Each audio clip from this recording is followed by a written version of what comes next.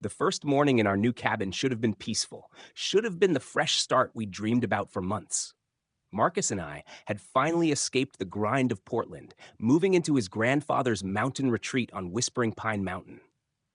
The cabin was perfect, rustic, solid, with windows that looked out over an untouched valley. It was exactly what we needed to slow down, focus on the things that mattered. But then, they came. I was sitting on the porch, coffee in hand, watching Marcus fiddle with the old generator when the first vehicle appeared, winding its way up the mountain road. It wasn't the typical kind of car you'd expect in a place like this. It wasn't a Jeep or an old pickup truck. No, this was an Escalade. White, pristine, the kind of car you'd parked in a downtown Portland mansion, not on a mountain trail. Out of the Escalade stepped Brenda Hutchinson, president of the Pine Valley Estates Homeowners Association, or as I like to call her, the HOA Karen. She was a sight to behold. Platinum blonde hair, so perfectly styled it seemed to defy gravity, red fingernails that looked like weapons, and an outfit that definitely didn't belong on a mountain. She strode towards us, clipboard in hand, like it was a shield. Behind her, 3 women followed, each one more exaggerated in their suburban entitlement than the last. They weren't here for a casual visit. No, they came with an agenda. "Excuse me," Brenda called, her voice cutting through the crisp morning air. "I need to speak with the person who thinks they can set up camp on our community property." Marcus, ever the quiet engineer, blinked up at her, confused. "I'm sorry, ma'am, but this is my grandfather's cabin. I inherited it when he passed." Brenda's laugh sliced through the air like a knife. "Your grandfather's cabin, sir? This entire area falls under Pine Valley Estates jurisdiction," she declared with a smirk. "And this structure," she gestured dramatically at the cabin, "violates 47 different community guidelines." She rattled off a list of so-called violations: unauthorized log construction, non-compliant exterior paint, improper roof design, and don't even get her started on the landscaping. It was absurd. The cabin had been built in 1952, long before this HOA even existed. I stepped forward, my investigative instincts kicking in. "I need to see some identification and proof of your authority," I demanded. Brenda's eyes narrowed, like I'd just challenged her to a duel. She was quick to fire back. "The Pine Valley Estates HOA has full legal authority over this region as established by county records. If you'd like to dispute our jurisdiction, take it up with our legal team." Something felt off about all of this. The authority they claimed seemed fabricated, their documents too polished. I wasn't buying it. That night, after they left, Marcus and I sat by the fire, trying to make sense of what had just happened. This wasn't just about a cabin or some HOA rules. It was bigger. The next morning, Marcus, now on high alert, dove into county records. Hours later, he returned with documents in hand. The HOA wasn't established until 2008, and the property boundaries they claimed didn't match anything on the county maps. Something wasn't right, and I was sure there was more to this than a neighborhood power trip. We weren't just dealing with a rogue HOA president. We were in the middle of a conspiracy. The next day, they returned, this time with an attorney, Carson Steele. He was everything Brenda wasn't: calm, calculated, and professional. He explained, with a smooth voice, how they could claim the land through a legal loophole called adverse possession. The gist was simple.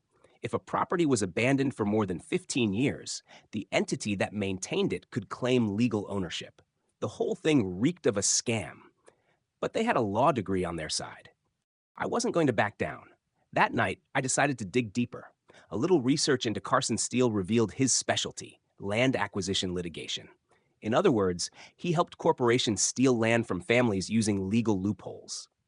This wasn't about enforcing rules. It was about land theft. By now, we knew we had to fight. The next morning, Marcus and I explored the cabin's basement. That's where we found something incredible. Behind a workbench, Marcus discovered a metal filing cabinet full of documents. The first folder contained the original deed to the property from 1924, signed by Marcus's grandfather. There were tax receipts, property boundary notes, and even a leather-bound journal detailing interactions with government agencies over the decades. But the most intriguing discovery was a cassette tape labeled "For Marcus, When Trouble Comes." We found an old boombox and played the tape. Grandpa Henry's voice crackled through the speakers, warning Marcus of trouble to come. I've left everything you need to fight them, Grandpa's voice said, but you'll have to be smart about it. Check the old oak tree on the East Ridge. It felt like we were in a treasure hunt, but this wasn't buried gold we were after. It was proof, irrefutable evidence that we weren't just defending a cabin. We were defending a legacy. And the fight wasn't just about us. It was about all the families whose land had been stolen in the same way. The next morning, we made our way to the East Ridge. The oak tree was easy to find. It was massive, standing like a sentinel.